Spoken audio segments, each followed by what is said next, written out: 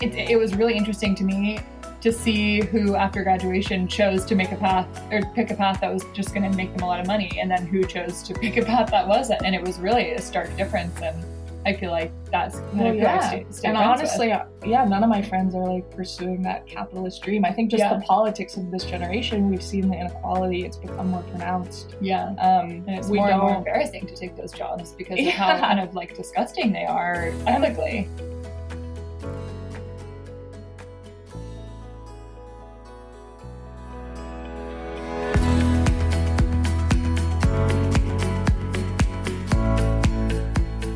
Hello everyone, I'm Connie Gorant. Welcome to Bite Your Tongue, the podcast. Thanks for joining us as we speak with experts, authors, parents, and even young adults to explore the transition from parenting our young children to building healthy relationships with our now adults. Hopefully we'll grow together, learn about ourselves, our young adults, and of course, when to bite our tongues. We are so happy you're with us, so let's get started. Hello, everyone, and welcome to Bite Your Tongue, the podcast. I have to tell you, I think this is going to be our craziest episode ever. In fact, this is the first episode we're recording in the evening. I'm solo, and I'm having a glass of wine. Wish me luck. So what is this we're going to talk about, you may ask? Well, I'm calling this episode, Okay, Stupid, and Other Things Our Adult Children May Say About Us. Now, let me tell you how this came to be. I was listening to a podcast a few weeks ago called Okay, Stupid. It's hosted by Carolyn Doyle and Emily Cobb. They are both comedians and writers living in Brooklyn, New York. They met their freshman year at Stanford, so they're not dummies, and have collaborated creatively ever since. So I'm listening to this podcast, and I found myself gasping every so often how freely they were talking about their lives, including their sex lives. I was a bit shocked. And then I started thinking about a couple of things. Okay, one, this really is a podcast for young adults. But then, do they all talk this way? I listened and I realized even more how out of the loop I am in so many areas. Not just about sex, but just about today's young people, their language, their life, and what they're up to. And then I wondered, is this what our parents thought about the sexual revolution in the 60s, 70s, and 80s? Did we not give our parents enough credit for understanding all of that? Now, I realized I couldn't have an episode that just talked about sex. I don't think our Bite the Tongue audience would have it. So I reached out to Carolyn and Emily to see if they'd talk to me about themselves, their thoughts about our generation, and of course, a little bit about sex. Living in New York, their views may be more liberal than most, but it's a start. And I'm going to warn you now, if you're sensitive to talking about sex or other activities that young adults may partake, don't listen. But maybe you'd want to share it with your young adult child. Anyway, before I recorded this episode, I talked to a few friends and listeners and asked them to provide me with some questions. So the questions are not all my own, but I'm guessing that Carolyn and Emily will take me in whatever direction they want. So let's get started.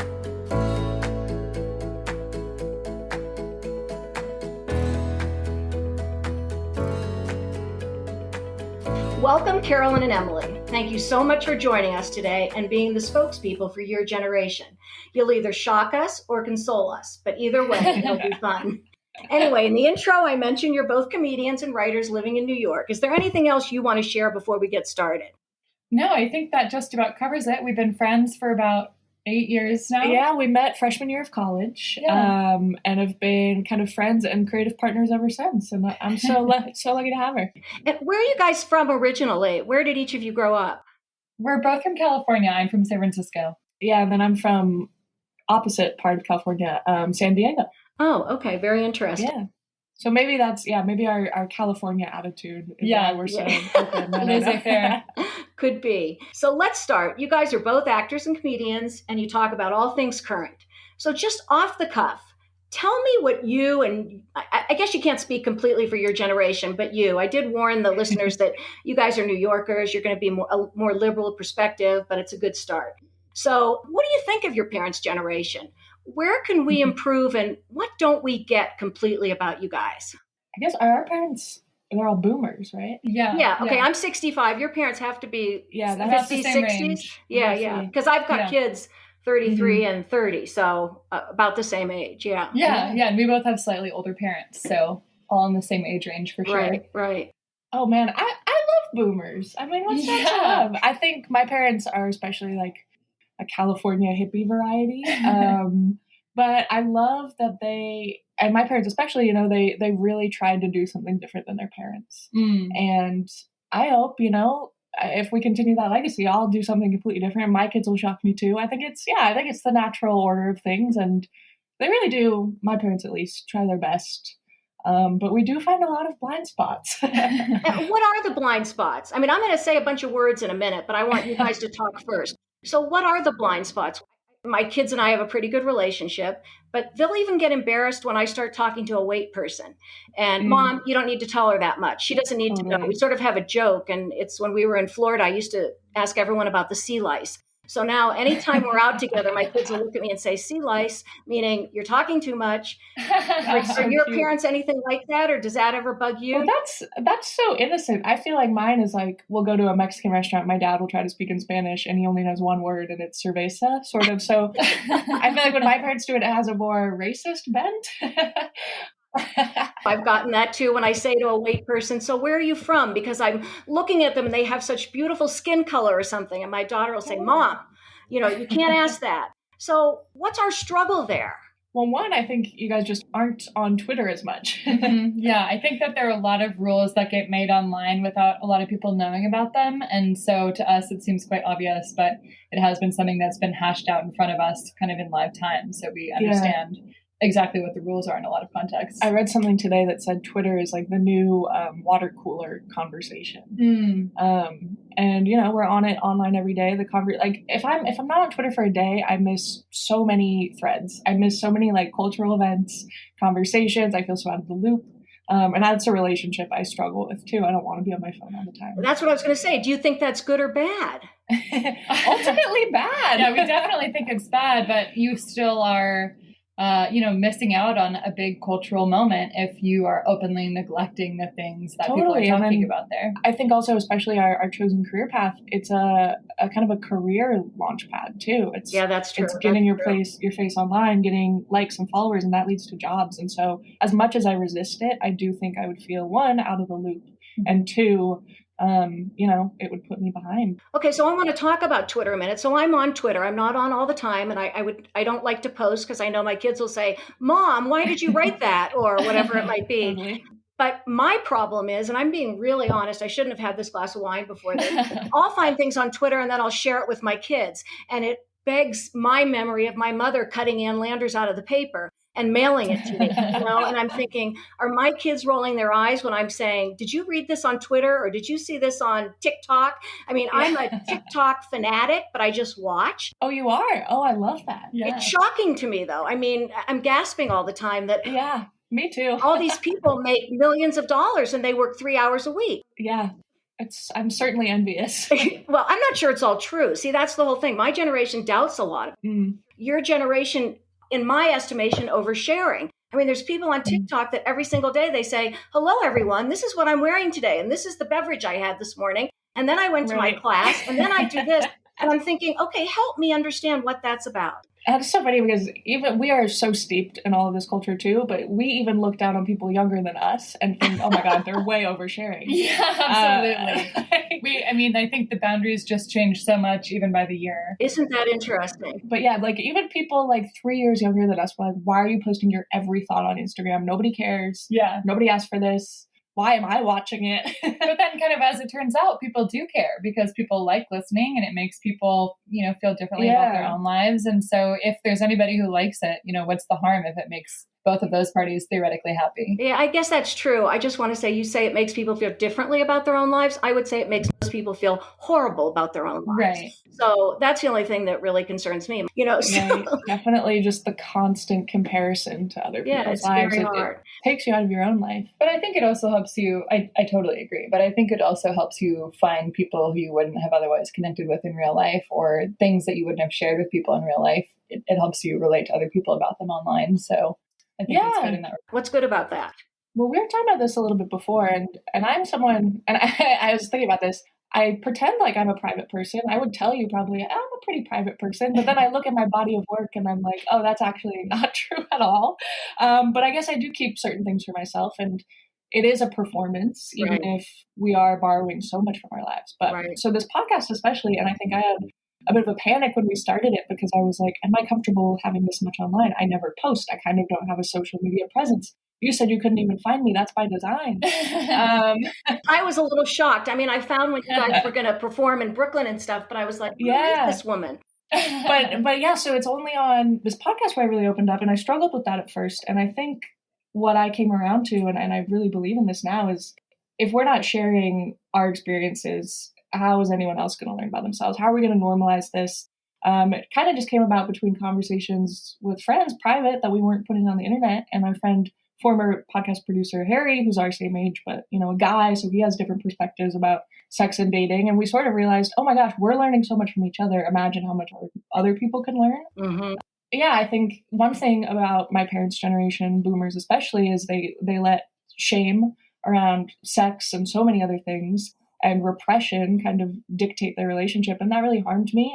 I'm openly, I'm gay, I'm queer, I'm non-binary. If that'll blow your mind even more when we get into gender stuff. But wait, help me a minute here. I actually did a whole episode on LGBTQ+, and it was a wonderful episode. You should listen to it. I interviewed the president of PFLAG Denver, and then another mother with someone. Cool. But what's non-binary? Help me with that. What's that? Yeah, I think it's just, it's the way I understand it, it's a designation where you're rejecting the two binary gender roles. So society dictates, and it's all premised on the idea that gender is different from biological sex. Mm-hmm. And there's a lot of history and research here, how gender is actually, and almost every sort of identity marker in our culture was a Western idea that was imposed on indigenous and native cultures to advance white supremacy, basically.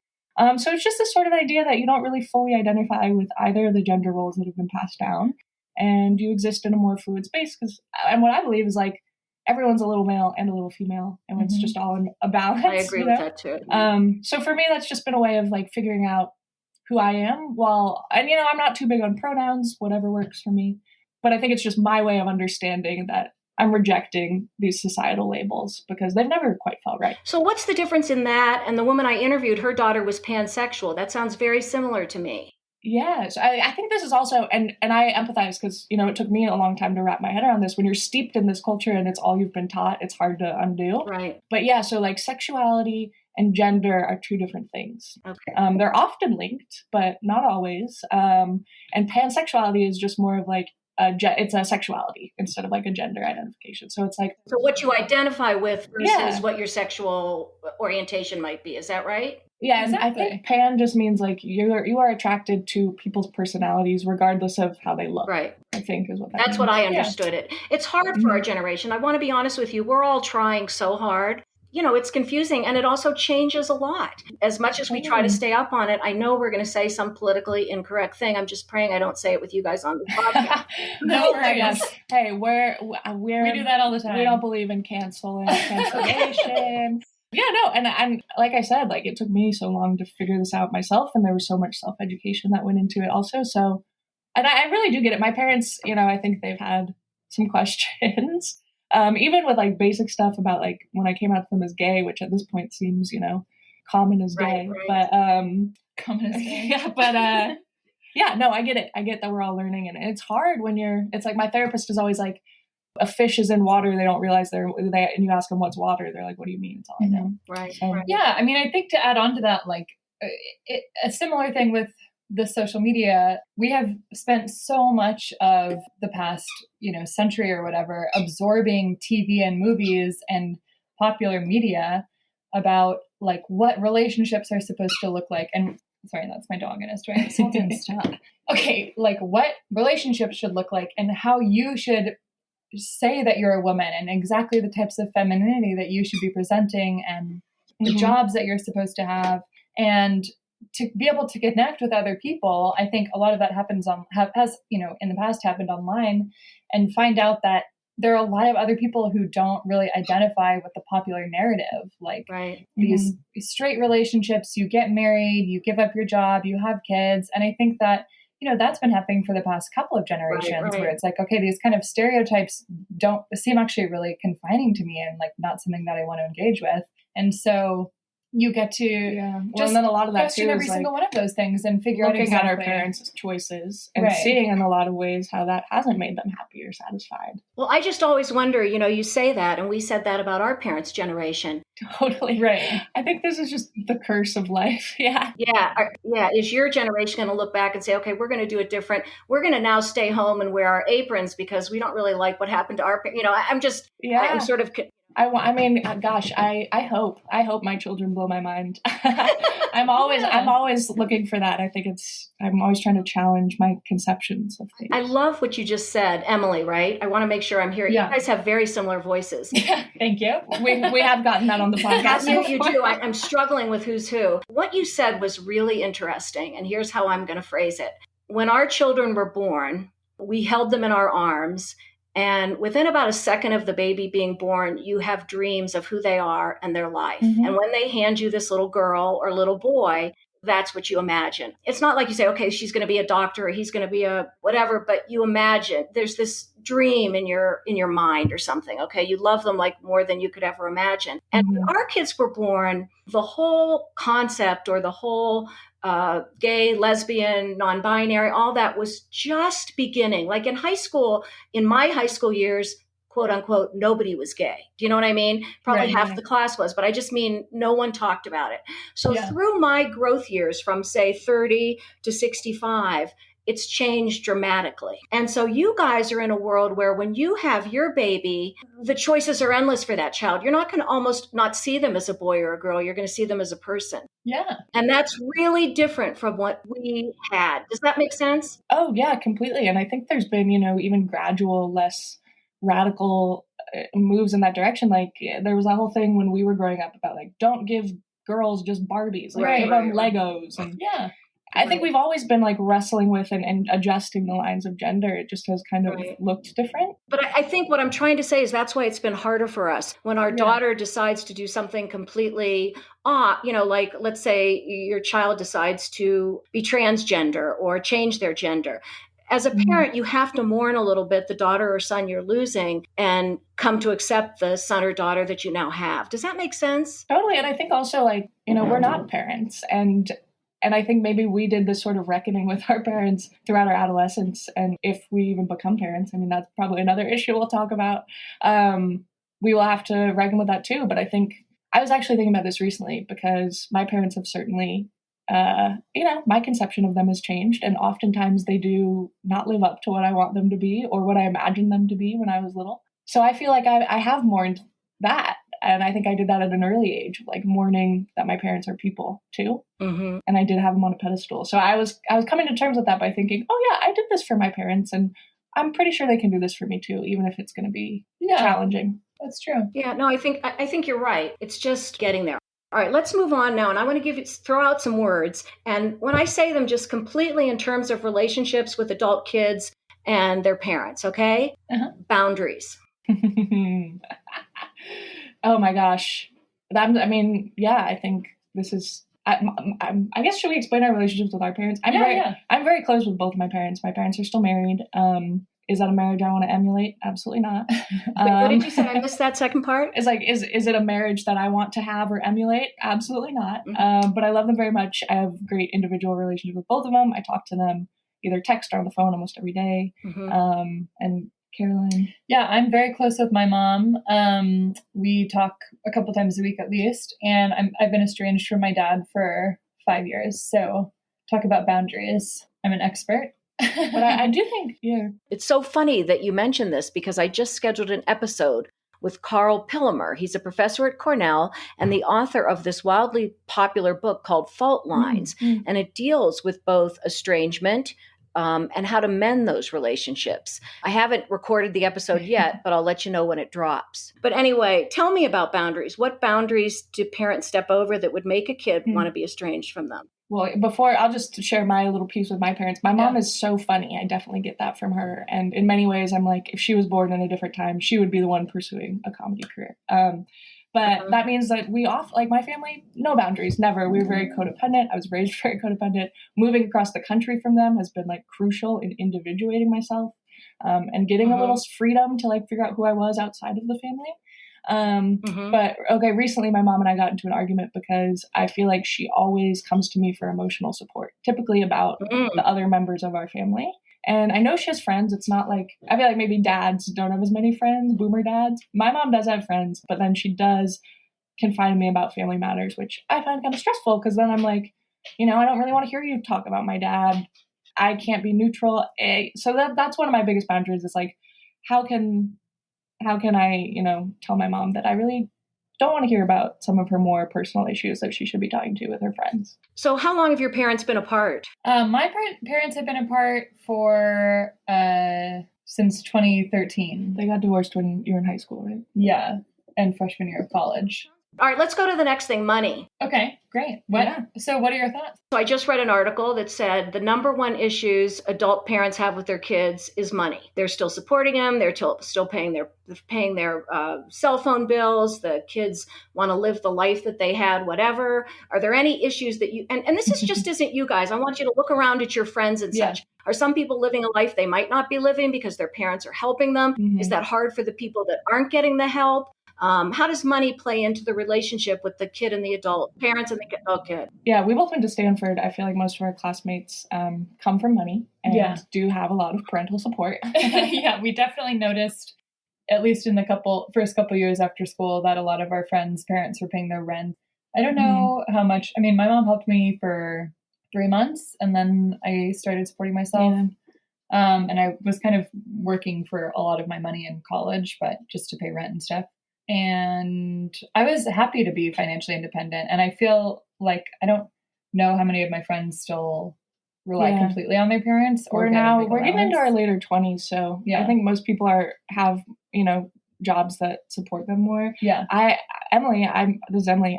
My sister's 30 and has been living at home the entire pandemic. But paying her rent on her But still paying her rent for her apartment in LA. But yeah, I think, especially with the pandemic, more and more people are living at home. Yeah. Of my high school friends, all of them are living at home. Whoa. In our hometown still. And I go home and they're like, so when are you moving back? And it's like, dude, hopefully never. I hope not. That's not in my plan. Well, you're only in your late 20s. I bet you when you get towards your 30s and you might be saying, well, that was kind of a nice life. Who knows? Yeah, no, I'm envious because they're not paying rent. So they're saving, they're working. And I think it's just, we graduated into a world that was so screwed. I think, a lot of my friends, we talk about this, our parents' goals and dreams, like we're just not going to be able to realize. We're that first generation that's not going to out-earn their parents. And that's what I was sort of getting at. Yeah. And I think that was a huge point of pride for my parents. They're both, my mom's from Oklahoma, my dad's from,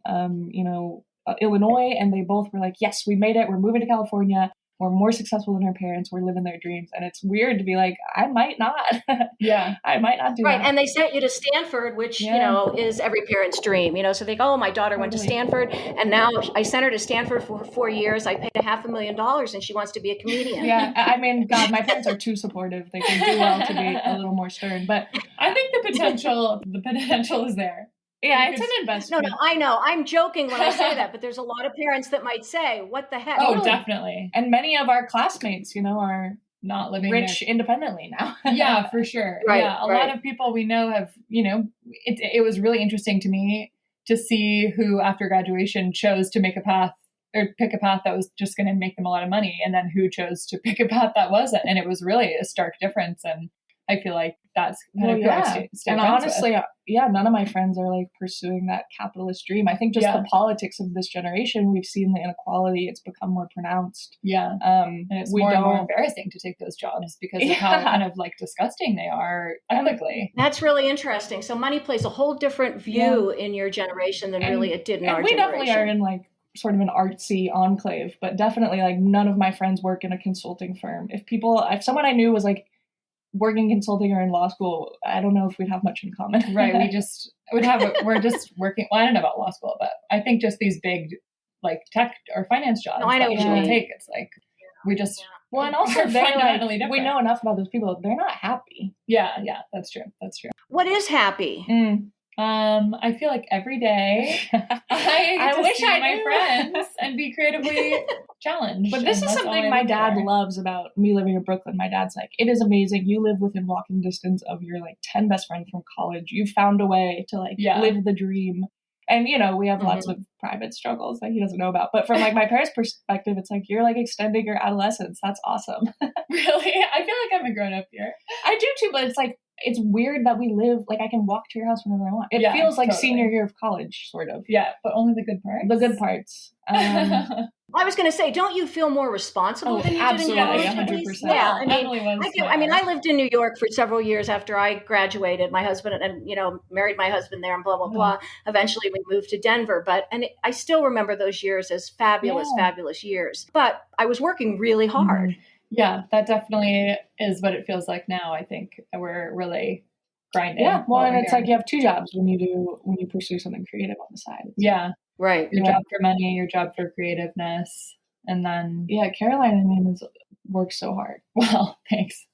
But always. What do you like the best, Caroline, of what you do? I wish I knew. I really like fabrication and design, and I also really like comedy. So I'm trying to pursue both simultaneously.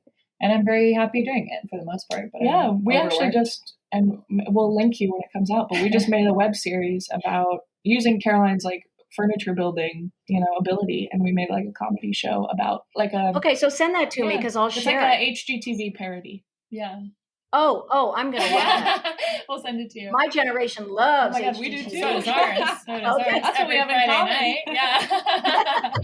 All right, so let's jump to the next one. Advice. Mm-hmm. Too much advice? Not enough advice? Do you listen to the advice? Would you prefer not to get the advice? From parents? Mm-hmm. Oh my gosh. My mom has never given me wrong advice, and I have chosen not to listen to it so many times and regretted it every single time. She's always right. Thank God I have her. Otherwise, I would be making the wrong decision all the time. Okay, who's talking right now? Carolyn? Yeah. Okay.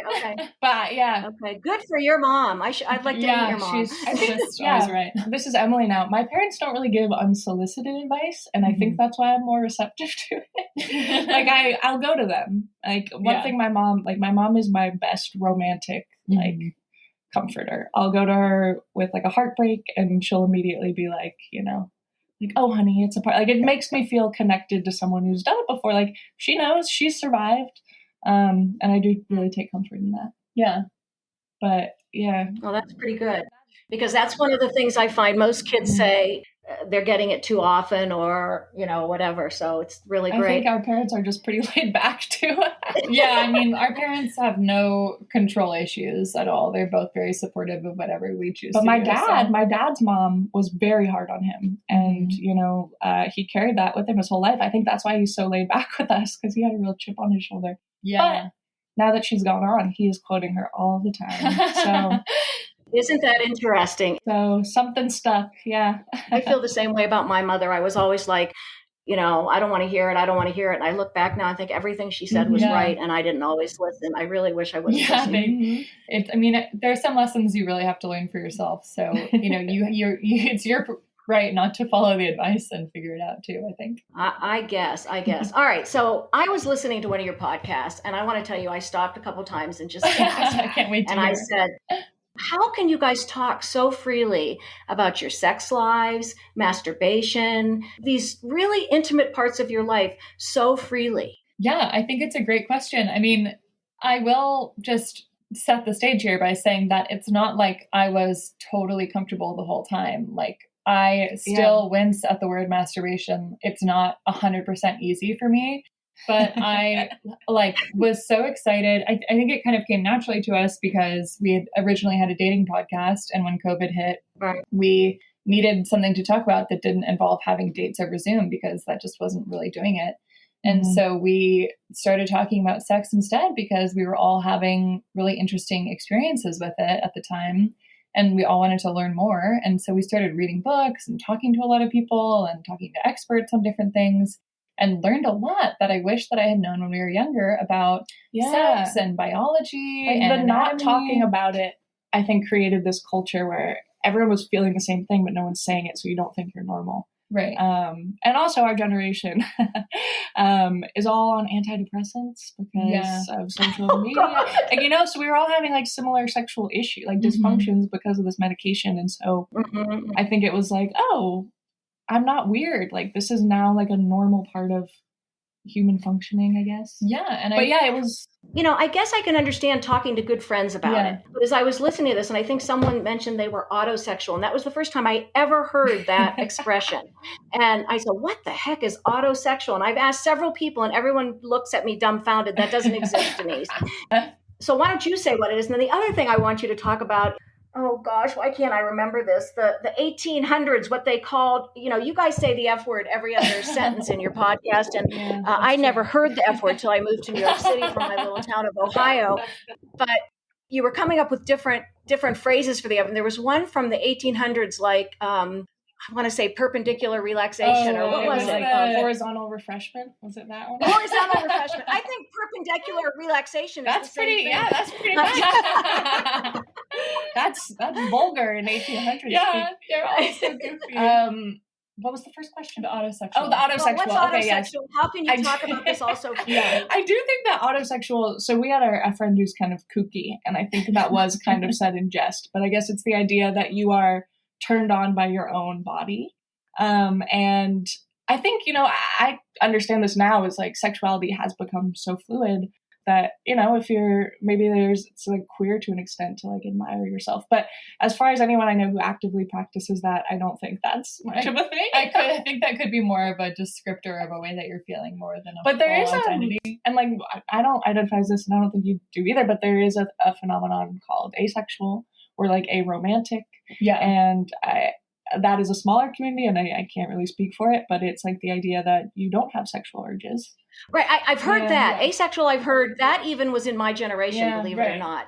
I never heard just completely in love with yourself. Yeah. I mean, it almost sounded a little narcissistic. Oh, totally. Absolutely. The only other person who I've heard say that was Miley Cyrus on the podcast. And okay, I never heard that. Okay. I'm lucky I know who Miley Cyrus is, so thank you for mentioning someone whose name I know. Yeah. Well, I will say that I think that having the podcast was really a platform, like bringing up sex, I think, is often the hardest part, and once you're talking about it, it's so great. It's a great way to bond with whoever you're talking to. There's so much to learn about them and their experience that they have felt so private about. And it feels so good to share something that's so vulnerable and be like totally accepted by the person you're talking to and even learn things about them too. And I think that having an official platform for it with the podcast was a great way to start those conversations and then end up going to places or conversation topics that I'd never anticipated we would get to. Yeah. So I think it also gave us some sort of zeal. Like it felt like a real mission statement after a while because people were listening and they were responding really well. Yeah. And they were like, oh my gosh, I've never heard someone talk about this. I'm learning so much. Like you're changing my sex life for the better.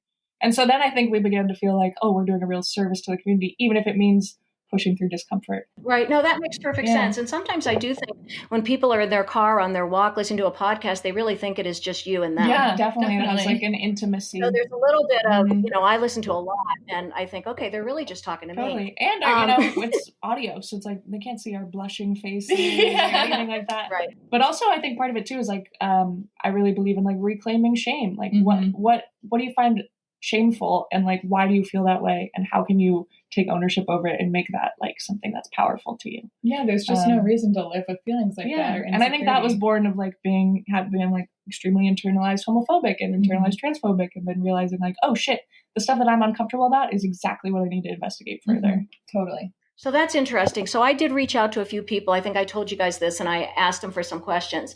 And one woman went into this whole concept of sex driven by evolutionary biology, and the cavemen were driven to have sex and blah, blah, blah, blah, blah. And she understood that, when we were growing up, there was shame in one-night stands. There was shame for women to have sex just to enjoy sex, at least most people, okay? I don't want to say across the board. It seems like, and we think it's great, that women should be able to have sex just to enjoy it. But is it working? Is this working for women? Because they do say that there's more emotion involved with women. So with this whole hookup generation and all that sort of thing, do you think it's working for both sexes? Yeah. I think that so much of being a straight woman now is what you've been brought up to believe about relationships.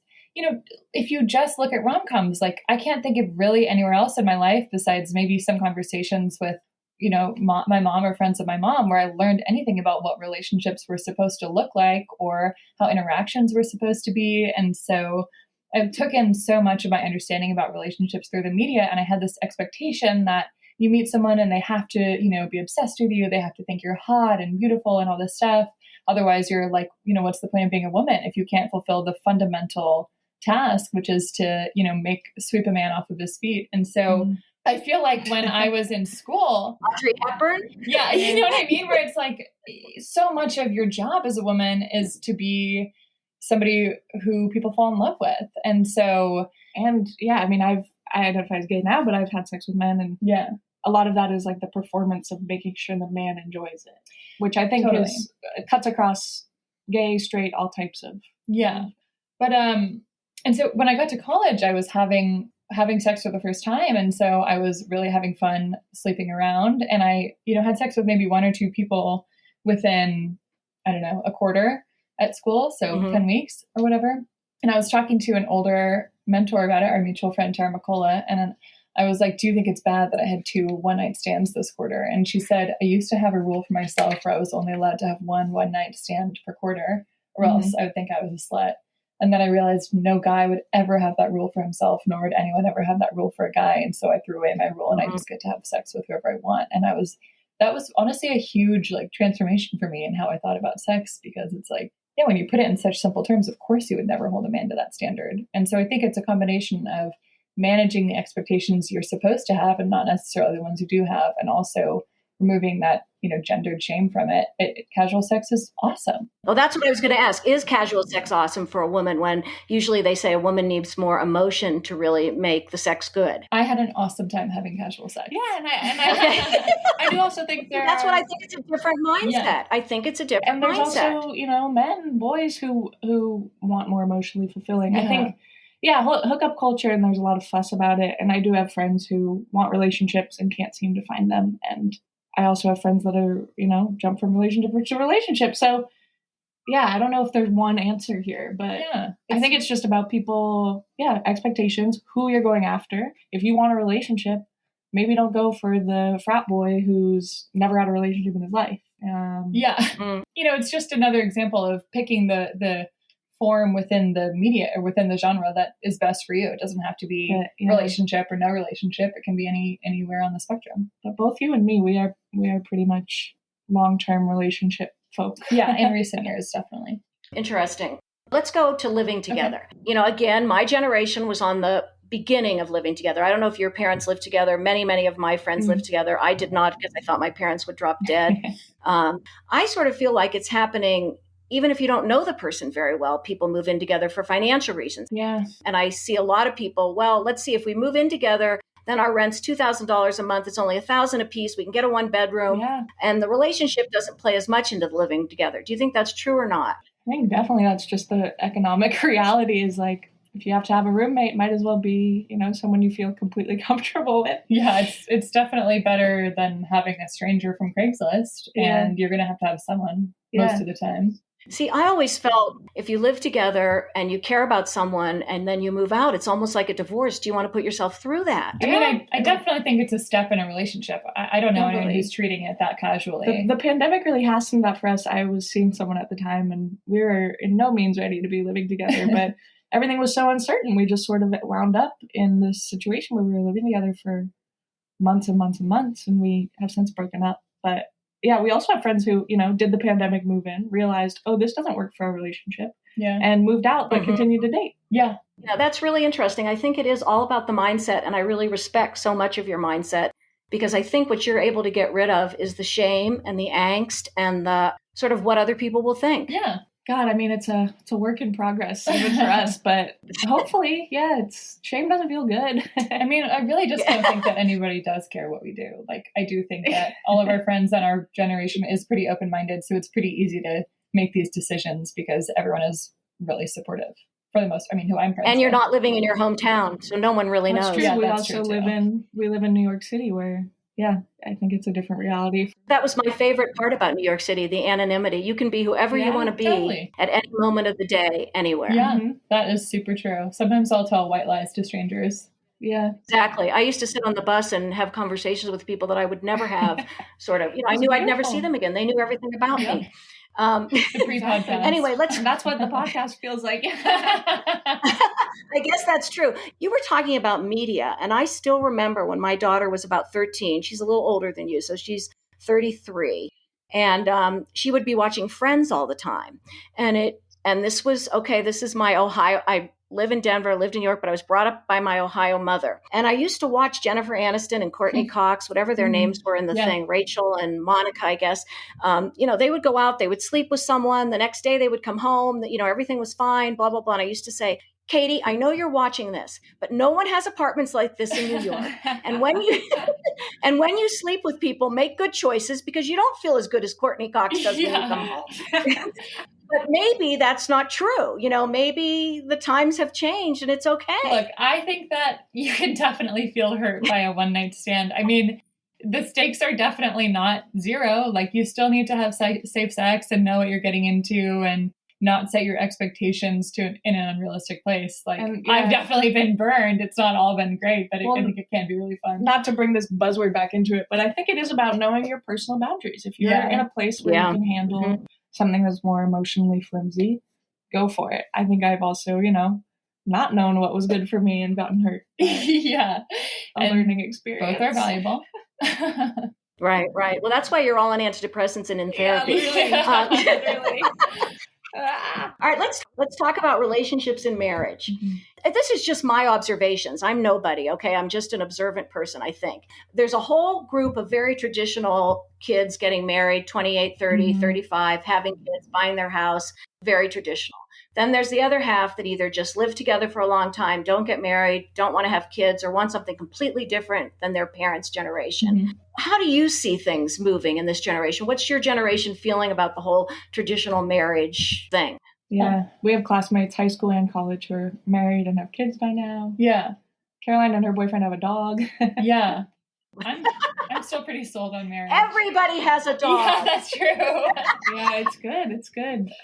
I mean, I think that it's, again, like, I am so supportive of the friends I know who are really set on getting married and having kids. And, like, I think that it definitely will come later for our generation because of the financial instability. But I also think that there will be more people. I don't think the majority of people, but I think there will be more people who choose not to get married and have kids.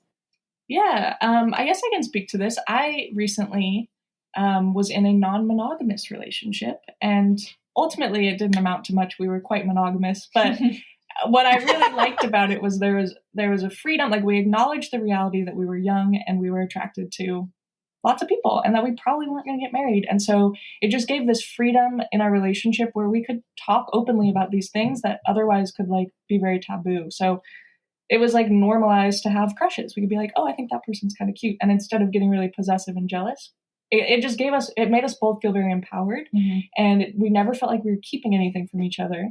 And that was something that in prior relationships, I felt very stifled by. So even though we ultimately didn't really even act on it, but it was just this idea that, like, oh yeah, our parents are all in pretty unhappy sexless marriages. And we can, like, acknowledge that there's a different reality. And again, it's just, like, about communicating your expectations. It wasn't all, there was definitely times where we'd be like, oh my gosh, I'm feeling jealous. Can we, like, talk about this? Yeah.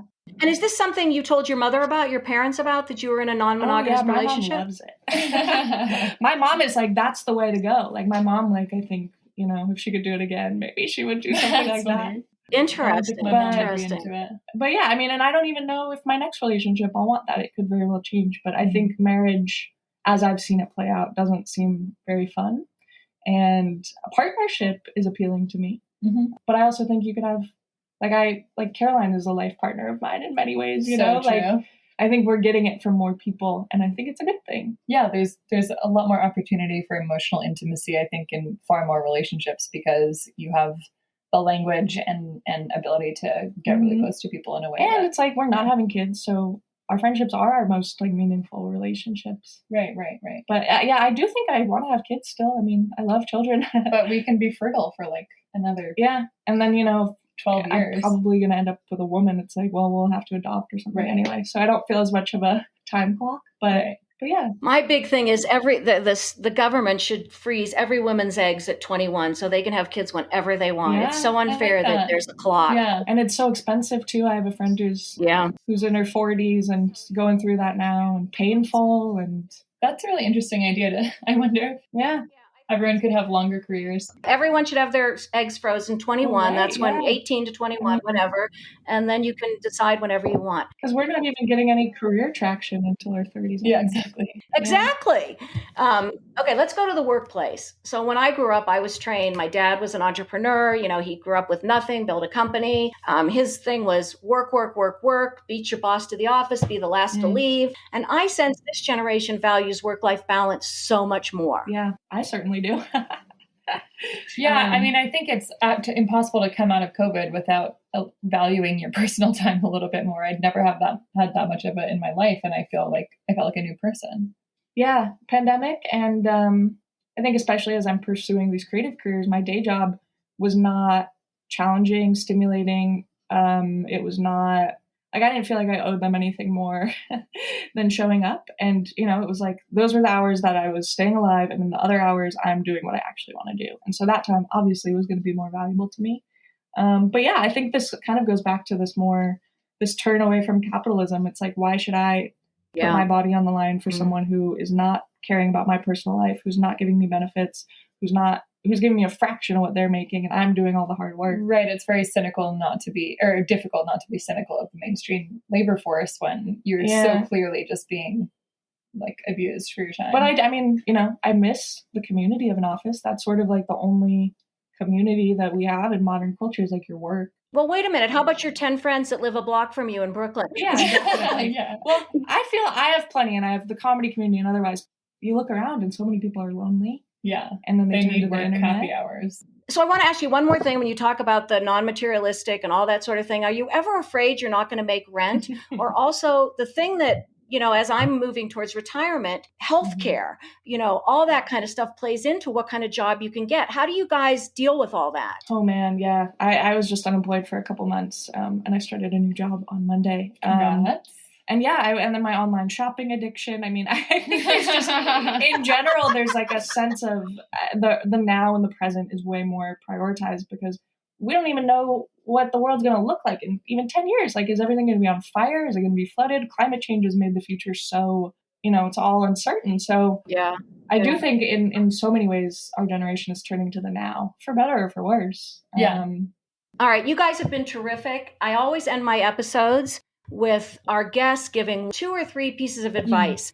So remember, our listeners are parents of adult children. How can we be, I hate to use this word, more woke, more, you guys seem to have great relationships with your parents. They don't give advice unless solicited. It doesn't seem like they're anxious at all about the choice of lifestyle and profession you've chosen. But give us 2 or 3 pieces of advice for our listeners.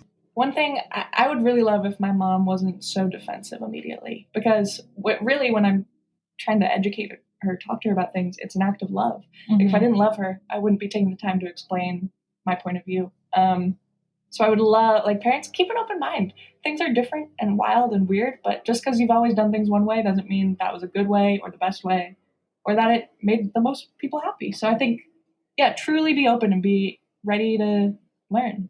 We're here to learn. So I say, don't be afraid of growth. That's a great one. Don't be afraid of growth. I love it. Thank you so much. Carolyn? I'm struggling. I feel like... Don't talk Spanish to Yeah, well, that's a good one. I feel like you should know that what you say to your kid means a lot to them and that they will internalize it. And so be really careful what you say because that is going to be the voice in their head for the next however many years. So we still just want our parents' love even when we're old. Yeah. Oh gosh, guys, tears are coming to my eyes. I need another glass of wine. Listen, I can't thank you enough, both of you, for joining me. I know I sort of reached out of the blue and you thought, who's this 65-year-old woman that wants to talk to us? No, this was so fun. Yeah, just relax. But You know, in many respects, just like what you're doing, talking about sex and talking about dating, I'm talking about a topic that a lot of people don't want to talk about. When adult children are struggling, the parents don't want to admit it. They want to tell you when their kid went to Stanford and is now an investment banker at Goldman Sachs. But when the kid has mental health disease and is living at home and really struggling, no one's talking about it. And there's all these kinds of situations in the world, and we all need to talk about it. So I credit you for what you're doing, even though everyone told me not to talk to you. No, we had a blast. Hey, we'll come back on anytime you want us. If you're ever in New York, you'll get VIP tickets to our show. Well, I'm going to be there in March. You know, when I lived in New York, no one lived in Brooklyn. That's another big change. It's just, man, no one even lived in Tribeca. I was on the West Side in the 60s, and that was really like, my parents were like, you can't live on the West Side, it's dangerous. Oh, my mom still has that mentality. You know, and now it's like the high rent. Yeah, exactly. And now Brooklyn's getting more expensive than Manhattan. So, okay. Yeah, thank you so much for listening to us and being willing to have your mind expanded. Yeah, this was such a You've expanded ours too. Well, good. Thanks, Carolyn. Thanks, Emily. And I don't know which one's which, but anyway. Us either. Thank you so much. Have a good one. Okay, keep in touch. Bye. Bye-bye. Well, that was really fun for me. Thanks so much to Carolyn and Emily for sharing their life in New York and also giving us a little bit of inside scoop on some of the views of young adults. They mentioned their web series. It's an HGTV takeoff called Walker Upper, and I'll have the link to that in our episode notes. Also, if you'd like to see the girls perform, they have a regular live show at Union Hall in Brooklyn. And if you want to gasp a few times like I did, listen to their podcast. It's called Okay Stupid. I have to say, I was surprised how demure the girls were after listening to their podcast. Let me know what you think. Again, everyone, thank you for listening. We've got so much more planned. Make sure to share this episode if you liked it, and remember to follow us on all our social media platforms. A special thank you to all our listeners who sent in questions for this episode, and of course to Connie Gorant Fisher, who's handling all of our audio engineering. But remember, listeners, until next time, sometimes you might just have to bite your tongue.